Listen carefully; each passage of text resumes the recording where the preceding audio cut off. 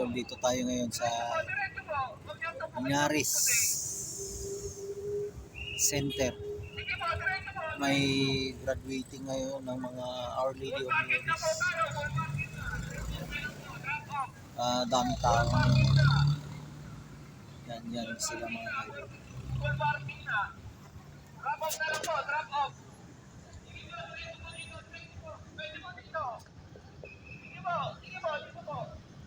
Doon po yung pasukan ng mga mag-graduate. Ito naman po yung pasukan ng mga nanay sa harapan mismo.